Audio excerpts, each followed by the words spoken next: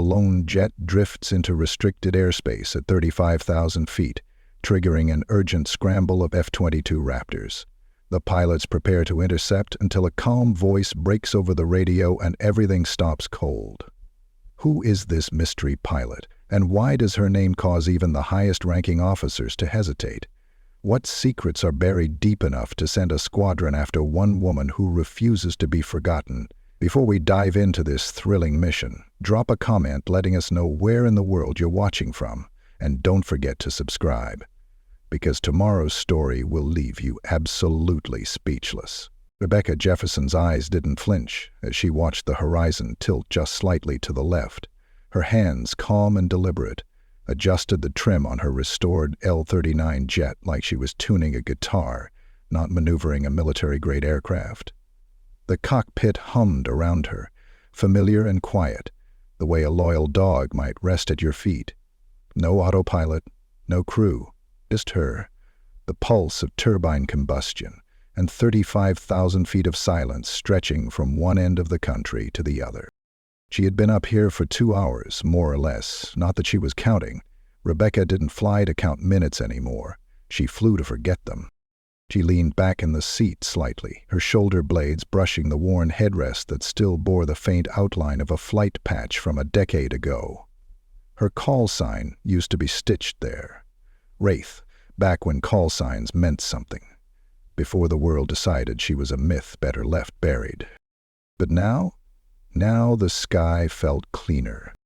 She reached down, flicked off the old rock playlist she'd been playing, and let the quiet wrap around her like gauze. Flying wasn't transportation. It was absolution. Down there, in the world of 9-to-5s and headlines and memory, people talked too much and listened too little.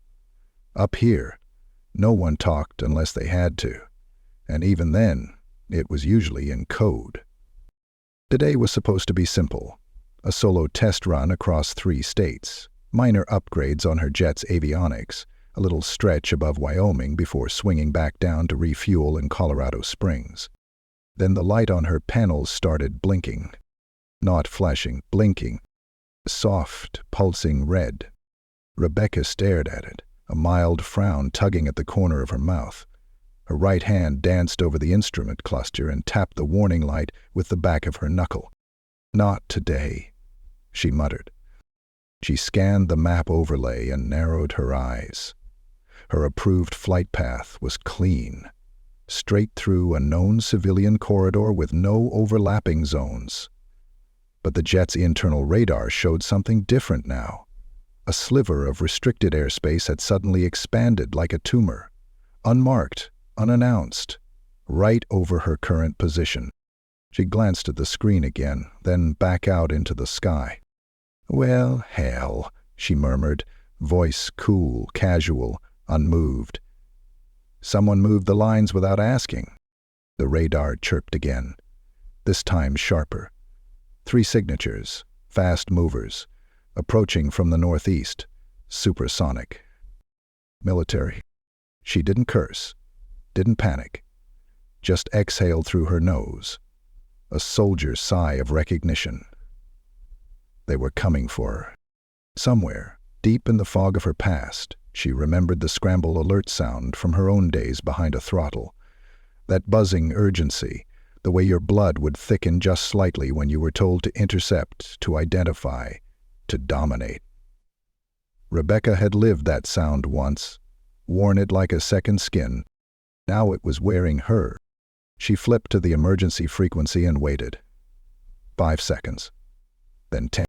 Right on cue, the radio crackled to life. "Unidentified aircraft. This is Viper Flight, United States Air Force. You are entering restricted airspace. Respond immediately." Rebecca blinked slowly. The name Viper tickled a thread of memory, but she let it go. She didn't respond right away. Instead, she reached up and flipped a different switch, the one that controlled the encrypted military channel, the one that hadn't been used on this aircraft in over 10 years. Another voice came through, clearer now, younger, tighter. "Unidentified aircraft. This is Major Travis Denton of the 509th Fighter Squadron. You are in violation of federal airspace restrictions. Squawk your identity and prepare to be escorted or forced down." Rebecca smiled faintly. There it was. The old music. The protocol. The tension just under the surface, like a drawn bowstring. She could see them now. 3 F-22 Raptors carving through the sky like obsidian knives, sleek, lethal, and young. The lead jet drifted to her left wing, just out of reach, but close enough for her to see the shimmer of the pilot's helmet through the canopy. She turned her head slightly, gave the pilot a calm nod, and then pressed the mic.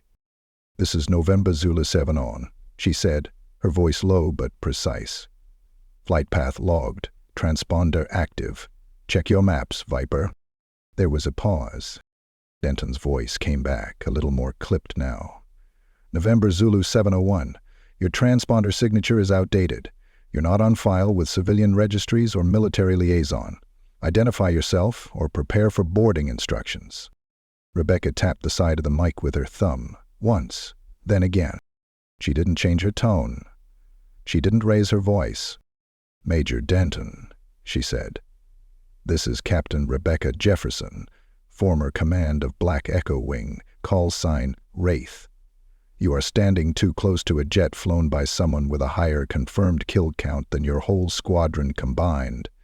If you intend to finish this intercept, I suggest you call Colonel Evelyn Grant before things get uncomfortable." Another pause. Longer this time. Silence filled the channel like fog. Then the voice returned, but not Denton's. A younger one, almost incredulous. "Say again? Did you say Rafe?" Rebecca didn't answer, because she didn't need to.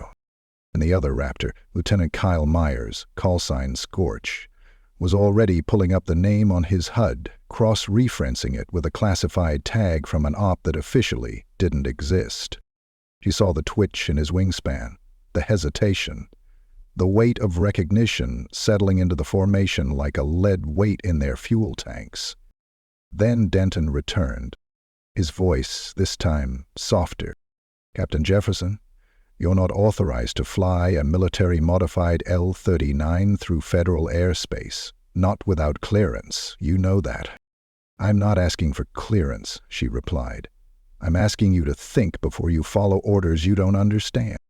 Below them, Colorado stretched in quiet oblivion. Rebecca Jefferson held her flight path steady, eyes forward, one hand resting gently on the throttle, the other near the release mechanism, for a system no one on this frequency was cleared to know existed. She didn't want to fight, but if they made her choose, she wouldn't hesitate. And Denton finally seemed to understand that. "Copy that, Wraith," he said, and for a moment the entire sky went still. Major Travis Denton had always trusted his instincts. They were sharper than radar, faster than reflex, and they'd kept him alive through close calls most pilots would have panicked through. He wasn't the type to doubt. But as he stared through the canopy of his Raptor at the ghost-gray L-39 cruising beside him, calm, steady, like it owned the sky, he felt something twitch deep in his gut. Not fear, not quite. Something closer to reverence, or maybe the creeping dread of finding out you've been pointing a gun at a ghost. Captain Rebecca Jefferson, call sign Wraith. Ground Command. Denton hadn't heard that name in nearly a decade. Not in briefings, not in bars, and definitely not in the air. The last anyone had officially seen of her was a blurry satellite image taken during an extraction op that the Pentagon swore never happened. She had disappeared after that. Resigned, they said. Dead, some whispered. Recruited into black projects too deep to name, said the more paranoid pilots between beers. Now she was flying straight through a restricted corridor over federal airspace, cool as ever, not running, not hiding, just there. His wingman, Lieutenant Myers, came over the channel with the kind of tension that could split steel. "Sir, that name's tagged in the archives. Like, deep archives." "I know. Denton said, voice low. Stay tight. Keep eyes on her, but no sudden moves. He didn't need to say what they were all thinking. If this was really Jefferson Wraith, then pushing her could end badly. Not because she'd be reckless, but because if half the rumors were true, she could fly circles around them, disappear into the clouds, and have their jets blinking red on someone else's radar before they knew they were scrambled. He switched channels. Level 3, hold formation. I'm switching to Command Freak. Don't engage unless I say otherwise. Back at Peterson Air Force Base, Colonel Evelyn Grant was already pacing the length of the ops center with the kind of energy that meant the situation had officially gone sideways. The radar screens showed the intercept in progress. 3 F-22s in a tight triangle around the lone L-39. Civilian ID came up null. The call sign Wraith sent a chill through the entire command room the moment it came over the channel. She didn't just say that, the comms officer muttered. Grant didn't answer. She moved to the central console, pulled up the emergency channel transcript, and reread the words that had just thrown half her protocols out the window. Captain Rebecca Jefferson, Black Echo Wing. That wing hadn't flown in over a decade, and that op, whatever it had truly been, was so far off the books it had no name. Just a date, a location, and a classified tag buried behind 4 layers of clearance. She hit the override and keyed into the squadron comms. Major Denton, this is Colonel Grant. Confirm you've made contact. Confirmed, Denton's voice came through, steady but slower now. I believe it's her. Same voice, same presence, even the way she flies, ma'am. She's not bluffing. Grant exhaled through her nose, her eyes narrowing. She remembered Jefferson. Sharp, disciplined, relentless in the cockpit. The kind of pilot you wanted leading the charge on a mission no one expected to survive. But also the kind of person who vanished when the politics started choking the oxygen out of the room. She looked at the flight path again. Jefferson was off course, yes, but only slightly. If anything, it looked like the corridor itself had been updated without clearing civilian flight charts, which meant technically Jefferson wasn't violating anything. Until they decided she was. Give her a 5-mile buffer, Grant said.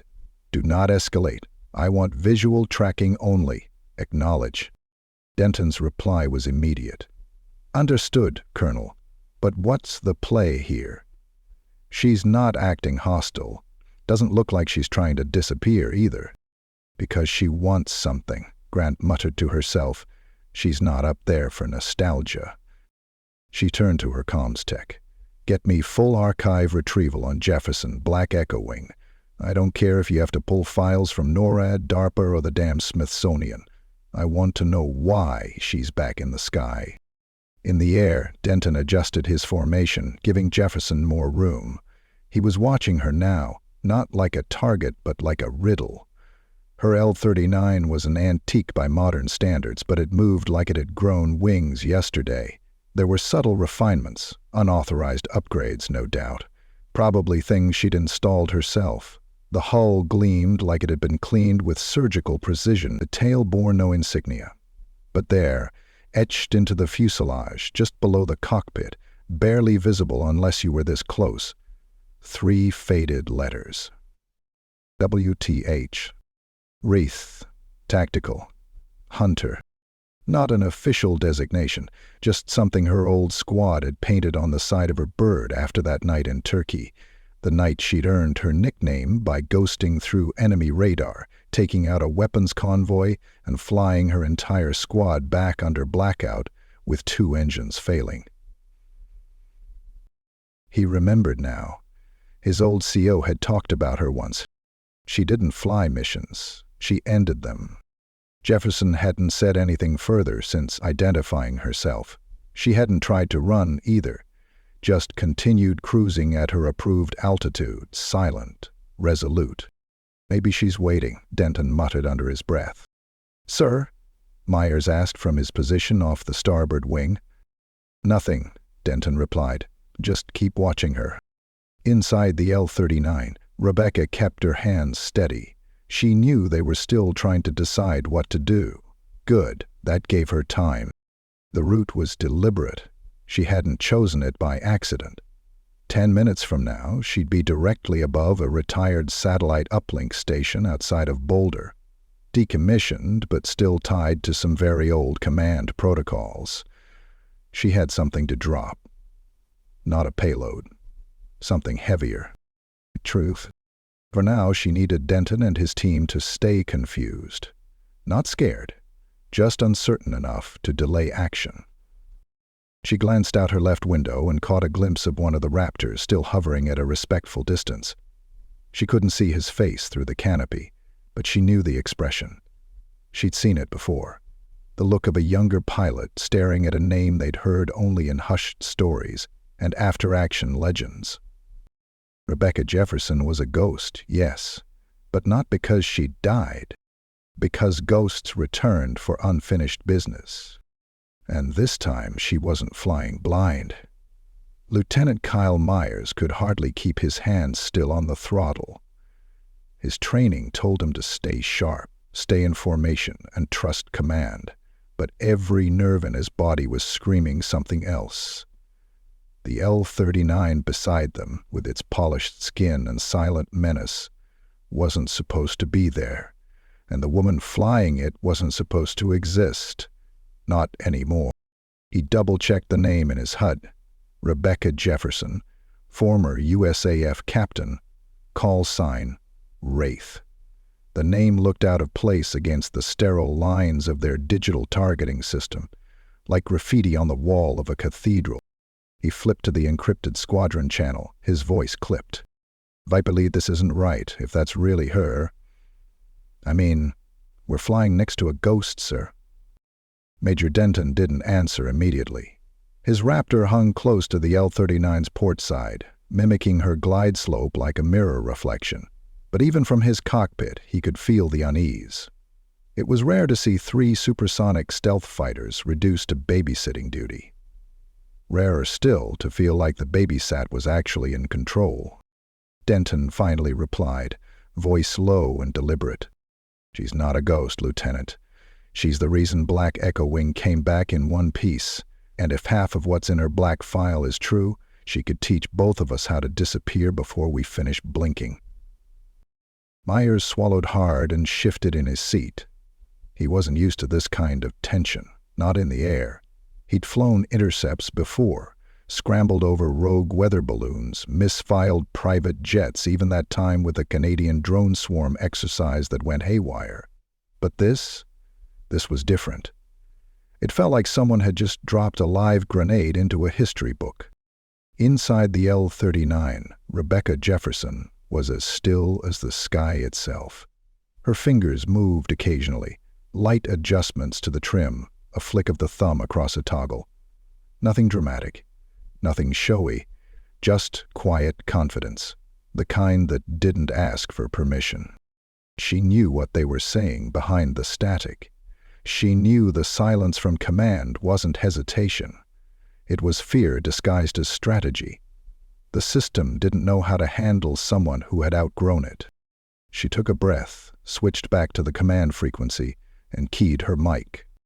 Colonel Grant, I know you're listening. Time to stop pretending this is a protocol violation. There was a beat of silence, then another.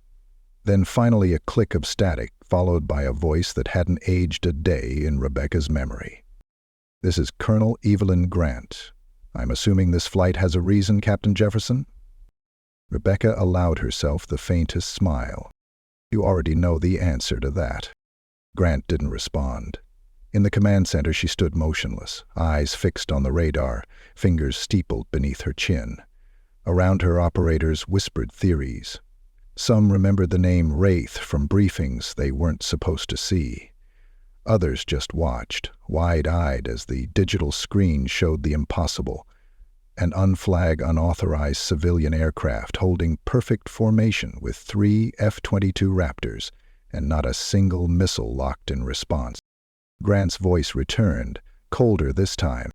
You're violating restricted airspace, flying a decommissioned military jet, and using a call sign that hasn't been spoken aloud in 10 years.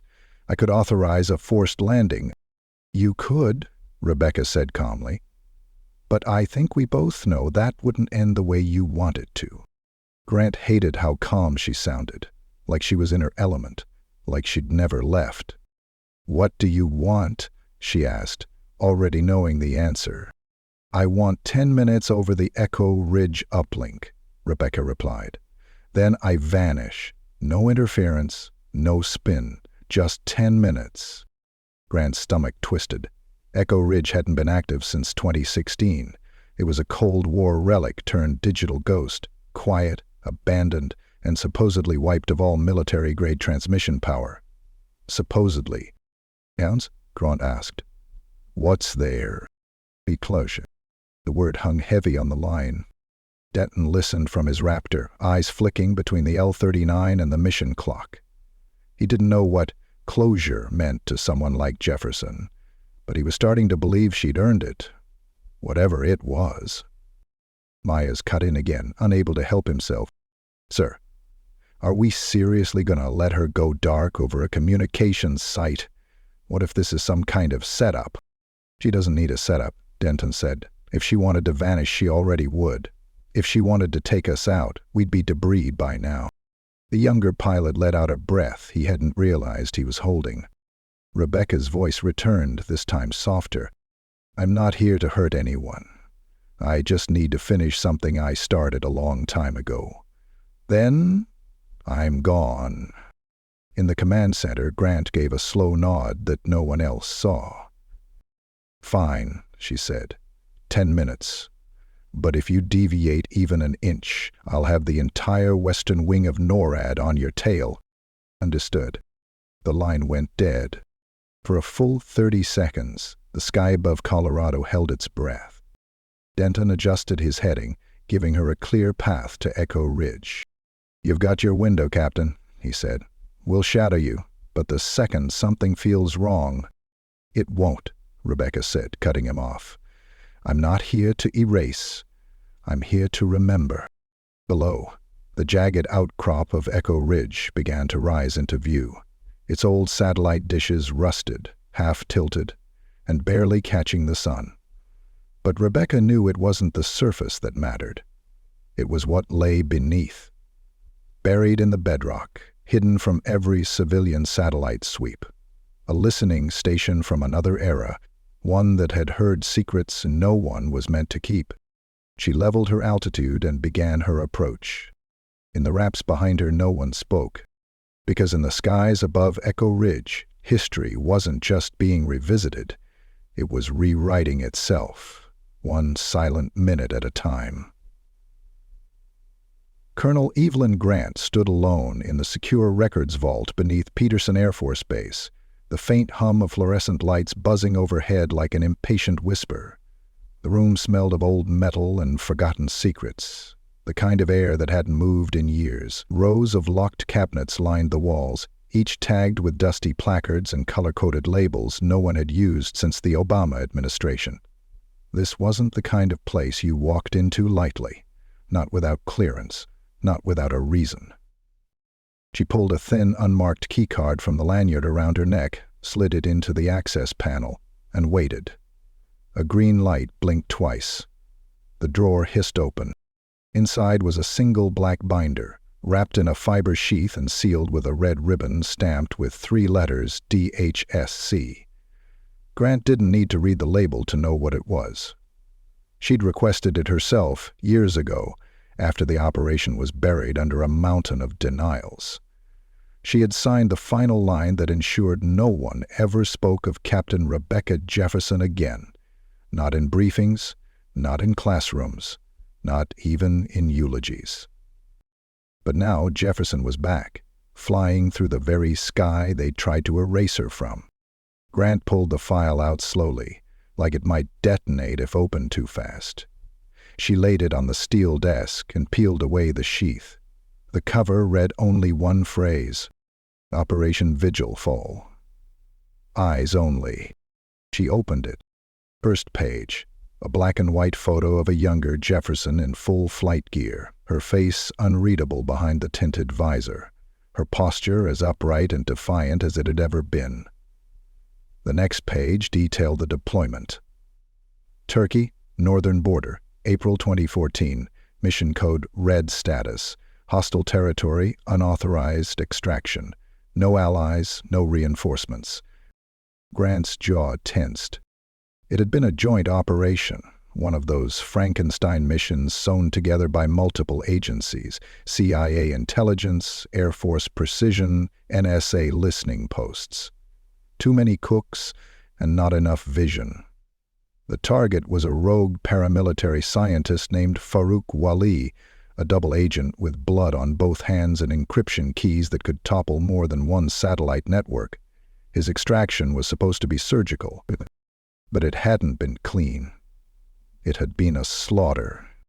Black Echo Wing had been dispatched under false pretenses, told it was a data retrieval op. Secure the package, burn the outpost, and return. They were fed coordinates that were already compromised, flown into a region crawling with heat signatures, with no backup, no real-time comms, and no way out. Half the wing went down within the first 15 minutes. The other half barely made it to the drop point. And yet, Rebecca Jefferson brought them back, alone. The reports read like fiction. After the ambush, she rerouted through an enemy air corridor, used cloud cover and decoy flares to simulate a larger squadron, and tricked 2 inbound bogies into shooting each other down. She recovered 2 wounded pilots on foot, dragging them to an abandoned convoy rigged with comms gear. Then, somehow, she tapped into the enemy's own encrypted channel to transmit a false withdrawal order, buying them a corridor through the mountains. But the true kicker? She never brought back the package. Wali was found dead 2 miles from the extraction point, gunshot to the head. Not a military round, not one of theirs. Grant had never known whether Jefferson killed him or just let someone else finish the job. Either way, the brass had lost their prize, and when high-value assets die under unofficial wings, the fallout lands fast and dirty. Jefferson was debriefed for 16 hours straight. She answered every question, offered full transparency. She filed her flight logs, her field notes, even her helmet cam. But that wasn't what they wanted. They wanted a scapegoat. So they made her one. Grant flipped the file to the back, where the most heavily redacted transcripts lived. One conversation still echoed in her head. She'd been in the room for it. The committee asking her, flatly, if Jefferson had disobeyed a direct order. Her answer? She followed the mission. The mission just changed. That answer had cost Grant her own promotion to Joint Command. But she didn't regret it. She only regretted signing Jefferson's discharge. Up in the sky, Denton's Raptor cut gently across the cloud line as he watched the L-39 continue its deliberate course toward the Echo Ridge uplink. Rebecca hadn't changed heading once. Not even a twitch. She wasn't posturing. She wasn't running. And that made her more dangerous than any pilot Denton had ever tailed. "Sir," Myers called from the right flank. "We've got minor radar distortion from the ridge. I think she's transmitting something." Denton clicked over. "Captain Jefferson, this is Viper Lead. We're seeing comms activity originating from your aircraft. Care to explain?" Her voice came through the static, steady and unapologetic. "I'm sending a single pulse frequency, encoded." "Encoded with what?" "The memory." Denton's brow furrowed. "Ma'am, I need to be clear. If this is any kind of classified data leak..." "It's not a leak," she said. "It's a correction." At that moment, somewhere deep beneath the Echo Ridge facility, an old antenna system came to life for the first time in years. The relay dish, long thought disabled, pivoted with a slow mechanical groan and caught the signal. Inside the server stack, a cold-started archive decrypted itself, using a handshake key that hadn't been used since 2014. One file unlocked. A recording. Jefferson's voice, mid-flight, the moment after the ambush. This is Captain Rebecca Jefferson, Black Echo Wing. Command compromised. Coordinates were false. I repeat, false. We are under heavy fire. They're waiting for us. This was never about extraction. We're bait. Another voice in the background, panicked, urgent. One of her wingmen bleeding out. She kept talking, kept giving orders, kept flying. The recording ended with 6 words. I'm bringing my people home. Alone. The file auto-sent to the secure inbox of NORAD, DHS, and a handful of black-budget intelligence cells. All of them. At once. In the command center, Grant watched the confirmation pings light up the system, one by one. Her throat tightened. The numbers indicated it wasn't revenge. It was the truth. Back in the air, Danton didn't say a word. Neither did Myers. They didn't have to. Rebecca Jefferson had just done what no one else dared to do. She brought the truth back into the light. Not to expose, not to shame, and to be seen, to be heard, to be remembered. And for the first time in 10 years, her voice echoed not as a ghost, but as a witness. Rebecca Jefferson leveled her aircraft at 35,000 feet, the L-39 humming beneath her like a familiar heartbeat. She didn't look back. She didn't need to. The Raptors were still there, hovering in formation just behind her, silent shadows waiting for someone else to decide what happened next. She had dropped the signal. The recording was out. The rest of this wasn't up to her, not anymore. But that didn't mean she was done flying. In her mind, the memories played like a film strip with missing frames. Flashes of her squad screaming through a kill zone, the crunch of boots in gravel as she dragged a blood-soaked body to cover, the crackle of a radio spitting lies into her ear as command fed them one misdirect after another. She'd learned the hard way that not every enemy fired a weapon. Some used silence. Others used paperwork. Now the truth was in the system. It would land in the inboxes of bureaucrats and lifers who'd signed her career into oblivion. The voice logs, the targeting data, the proof that her team had been burned intentionally, sacrificed for a phantom target so high in political value that no one cared what body count it left in its wake. But it wasn't just about exposing it. It was about ending it. That's why she was still flying. She flipped a secondary switch on her panel, and the LED beneath it blinked green. A low-frequency ping began transmitting. No message, no file, just a handshake code, a relic from a forgotten era of military architecture. The Ghost Protocol. A self-secondaring deep network flag designed to trip an audit across all connected systems. Only 2 people in the world had the original code. Jefferson and the man who built it. And he was dead, which meant she was the last. The signal would move like a virus, not to destroy, but to illuminate. Every classified comms log, every hidden op, every phantom directive that ever touched Operation Vigilfall would light up like flares in the dark, and whoever tried to bury it again would have to bury a whole forest, not just a tree. On her HUD, a message blinked. Signal accepted. Ghost Protocol initiated. Rebecca allowed herself a breath. Just one. Then the tone in her headset changed. Captain Jefferson, this is Colonel Grant. Her voice was different now. Less brittle, more like the woman Rebecca remembered from briefings long ago. Someone who hadn't yet learned how to lie for a living. You've just triggered a protocol that's been dormant for 9 years, Grant said. There are command centers lighting up right now that don't even remember what Vigilfall was. I remember, Rebecca replied.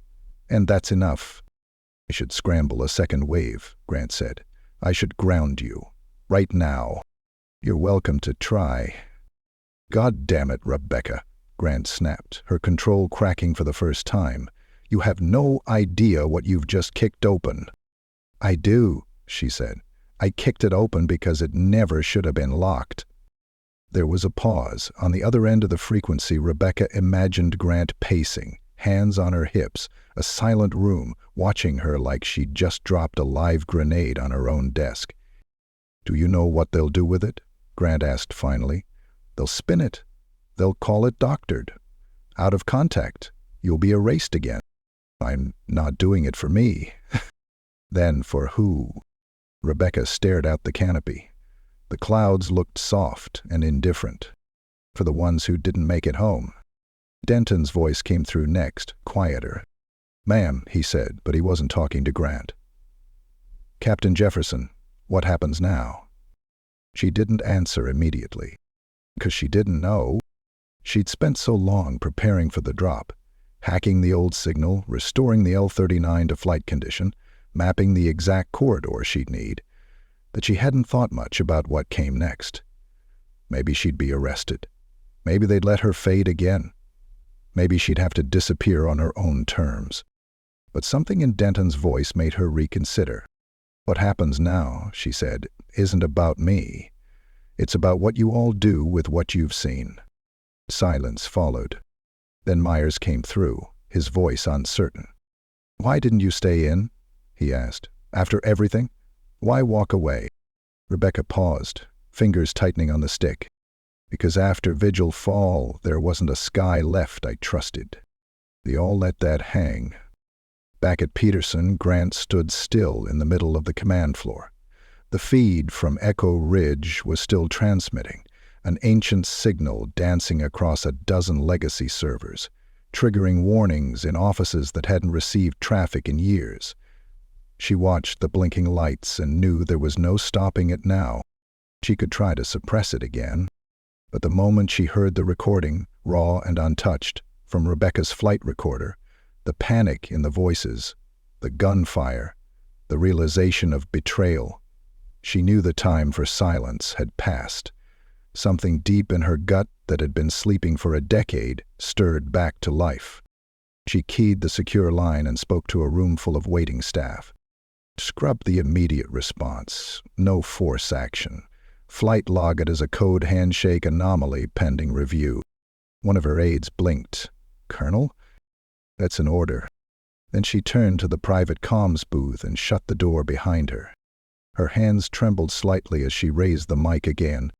"Rebecca, I'm here." Grant closed her eyes. "I should have fought harder. Back then." Rebecca was quiet for a beat. "I know you tried." "I didn't try hard enough." A beat of static. "Try now," Rebecca said. "That's all I'm asking." Grant opened her eyes, staring at the dull steel walls of the booth like they held the weight of her own sins. "I'll do what I can." "I believe you," Rebecca said, "but I'm not flying back to base." "No." "Are you going dark?" "I haven't decided yet." And that was the truth. Rebecca had lived in shadows long enough to know that sometimes going dark was survival, but sometimes it was just another kind of silence. Above the Rocky Mountains, the sun began to dip lower in the sky, casting golden light over the snow-laced peaks. Denton fell back another 100 yards, giving Jefferson even more space. He'd seen enough. He didn't need orders to know what felt right anymore. "Whatever you decide," he said over the channel, "you've got at least one pilot who won't forget what you did today." Myers echoed him, softer. "Make that 2. Rebecca didn't. She just watched the sun stretch across the horizon like an old promise and flew on. The silence in the sky was more telling than any threat. Rebecca Jefferson could feel it, the tension pulsing around her like static electricity. Something just out of sight, just out of reach, humming behind the curtain. Her eyes scanned the distance, and though the Raptors behind her had pulled back, she knew it wasn't over. She'd lived this rhythm before. A brief silence, then the hard swing of consequence. The military never let loose ends dangle in the wind. Her L-39 glided on, low and smooth above the spine of the Rockies. Beneath her, Echo Ridge dwindled into a patchwork of pine and stone. Whatever signal she had sent was already past the point of recall. She had delivered the payload. What came next wasn't hers to control. That's what made her uneasy. She knew Grant, trusted her once, enough to believe she'd stall command for a while. But command wasn't a person. It was a machine built of fear, calculation, and the illusion of control. And machines always reacted the same way when a ghost reappeared. They tried to erase it again. Rebecca's radar chirped twice, subtle. She adjusted her heading and narrowed her gaze. 2 new blips had appeared, flying in tight formation and closing fast. Supersonic approach, south by southeast. That wasn't Viper flight. She switched frequencies. "Colonel Grant," she said, calm but firm. "Talk to me." No response. "Grant, I have 2 new contacts closing fast. Confirm they're yours." Still silence. A third chirp. Now 3 contacts, moving with intent. She flipped back to the emergency defense channel, voice sharper now. "This is Captain Jefferson. Request immediate identification of inbound airframes approaching my airspace. Flight ID unknown, no transponders. They are running dark." Nothing. Then, finally, a voice broke in, but it wasn't from command. "This is Ghost Flight. You are instructed to disengage flight path and prepare for boarding. Failure to comply will result in escalation." Rebecca's eyes darkened. Ghost Flight. Of course. She hadn't heard that name since before her discharge. A rapid response squad built to operate outside conventional oversight. Formed after Vigil Fall to clean up messy edges and chase down inconvenient ghosts. She was the original reason they were formed. Now they were here to finish the job they never got to start. Rebecca checked her rear view and banked slightly, angling toward a denser cloud layer. The sun glared through the cockpit, casting light across her hands. "Steady? Precise?" "Negative, Ghost Flight," she replied. "I am a civilian pilot, flying in regulated airspace. You have no legal jurisdiction to engage." Another voice answered, one she recognized, though it had been years. "Still sharp as ever, Jefferson. This is Commander Ian Marks. Stand down. Let's not make this harder than it has to be." Rebecca's jaw clenched. Marks had been a paper-cut kind of man. Always quiet, always dangerous. He hadn't been part of Vigil Fall. He'd come after, during the mop-up, wearing a clean uniform and a grim smile. "Didn't think I was still worth your fuel, Marks," she said coldly. "Orders are orders," he replied. "You turned on systems buried for a reason. You crossed a line." "I didn't cross anything. I exposed what was already broken." "Doesn't matter. They want it quiet again." Rebecca shook her head slowly, adjusting altitude by a few feet. "They'll have to come get me." The first jet broke through the clouds to her left. An F-35 this time.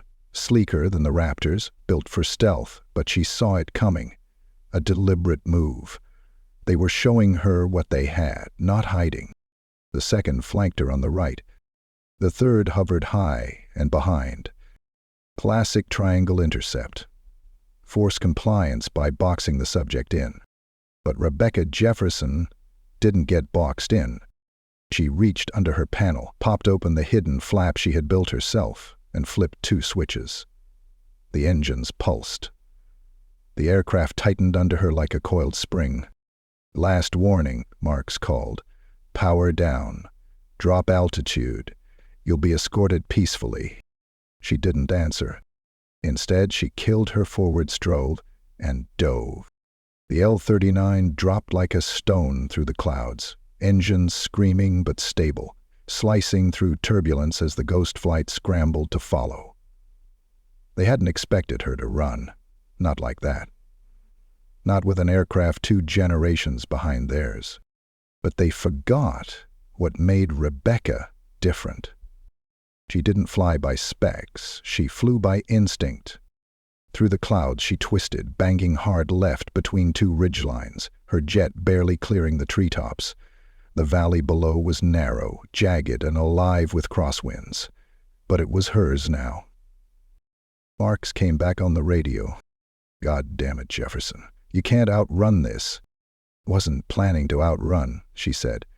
"Just wanted you to follow me somewhere uncomfortable." Her L-39 burst into a canyon corridor, using the terrain as a shield. Radar was worthless here. The canyon walls scrambled their systems, turned lock-ons into static.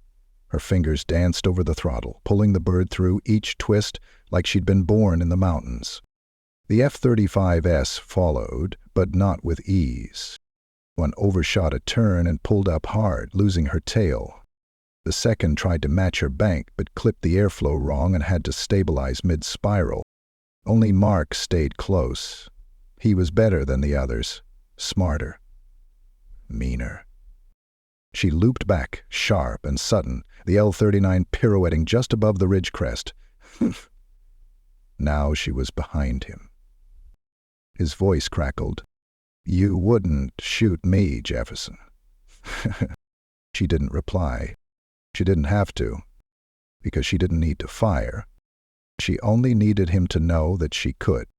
They flew that way for 30 more seconds, her behind him trying not to flinch. Then a new voice broke through, clear and cold. "Commander Marks, this is Colonel Grant. Stand down, that's a direct order." The channel went dead.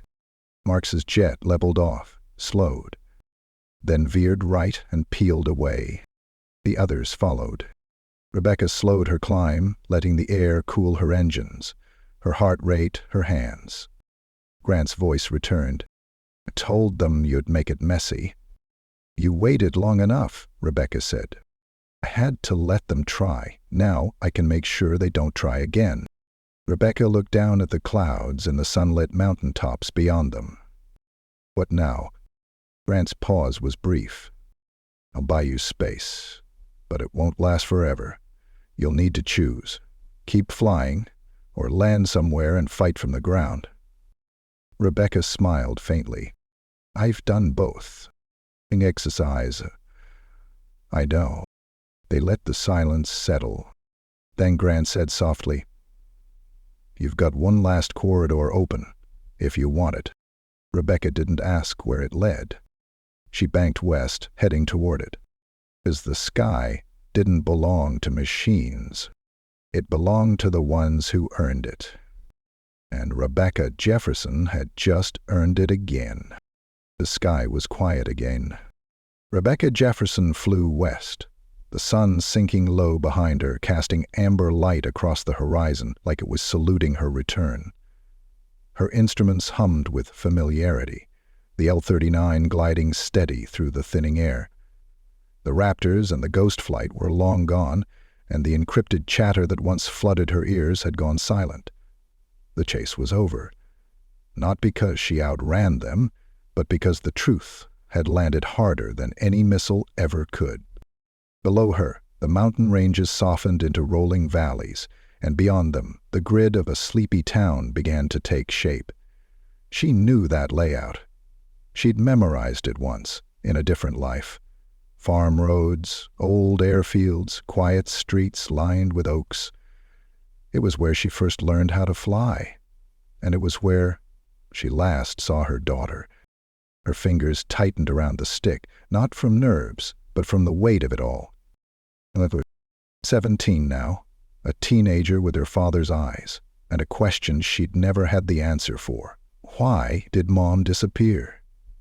Rebecca had made the decision not to raise her under the shadow of classified operations and military silence. She thought she was protecting her. But every year away, every birthday missed, had written a different kind of scar. Not visible, not spoken, but deep. The last time they spoke was 3 years ago, a phone call cut short by interference and a bitter voice on the other end. A man trying to be both protector and judge. Rebecca had stayed silent since, but now something in her had shifted. Maybe it was the ghost protocol, maybe it was Grant. Maybe it was the voice of Denton saying, "You've got one pilot who won't forget what you did." Or maybe she was just tired of running. She clicked on the radio and switched to civilian comms. The air traffic controller at a small regional airport answered after 2 rings. "This is Meadow Run Tower. Go ahead. November Zulu 7 Zoo, she said, keeping her tone measured. Requesting permission to land. I have no flight plan filed, but I'm coming in low and slow, fuels light, no hostile intent. There was a pause, then a warm voice responded. Copy that. November Zulu 7-0. You're cleared for runway 3. Winds are calm. Welcome back. She exhaled. Welcome back. 2 words she hadn't heard in years. 2 words she didn't even know she needed. She brought the L-39 down gently, wheels kissing the tarmac like a memory. The brakes hissed, and the old bird rolled to a stop beside a faded hangar with a crooked weather vane spinning slow above it. There was no ground crew, no military escort, no handcuffs waiting.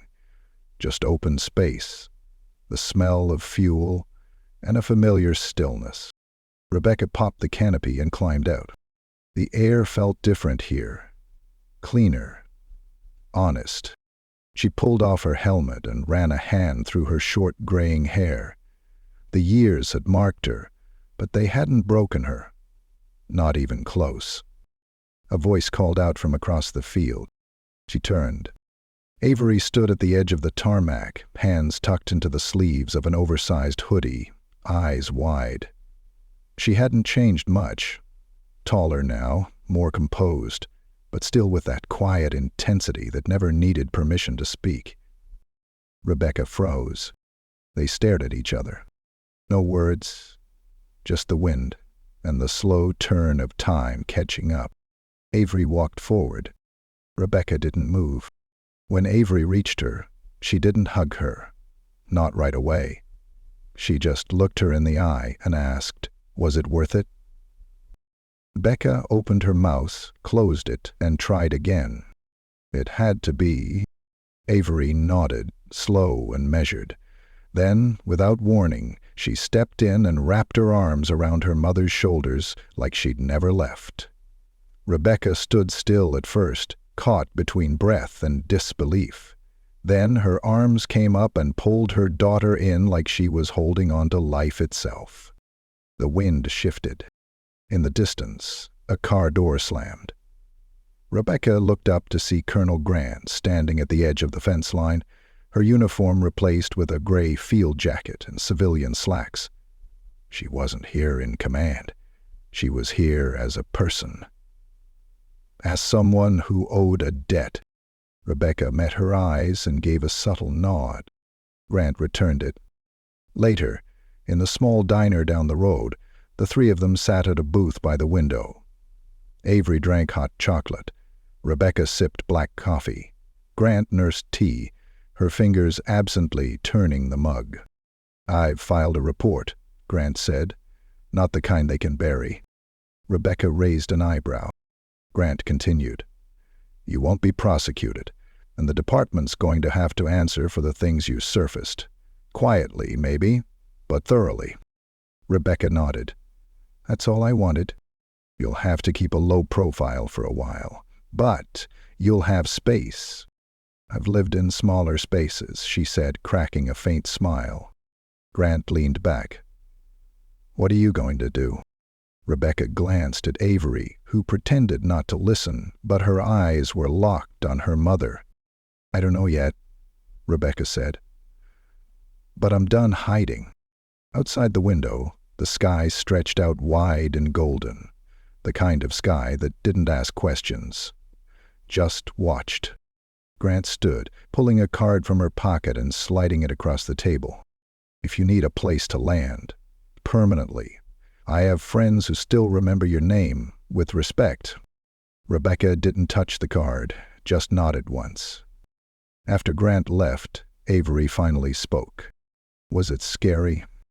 Rebecca looked at her. "Feel of it," she said. "But it was scarier not doing anything." Avery nodded again. "I want to learn to fly." Rebecca blinked. "You do?" "I think I've always wanted to. I just didn't know why. Now I do." Rebecca stared at her daughter, the words sinking deep. "Then I'll teach you," she said. "If you'll let me." Avery smiled for the first time. "I'd like that." Outside, the last light of day curled over the peaks, casting long shadows across the fields and runways. The L-39 sat silent in the distance, her job finished, her pilot grounded, not by force, but by choice. Rebecca Jefferson had returned not for vengeance, not for justice, but for something simpler. A future. And in the quiet space between what was and what could be, the sky had finally cleared. She was home.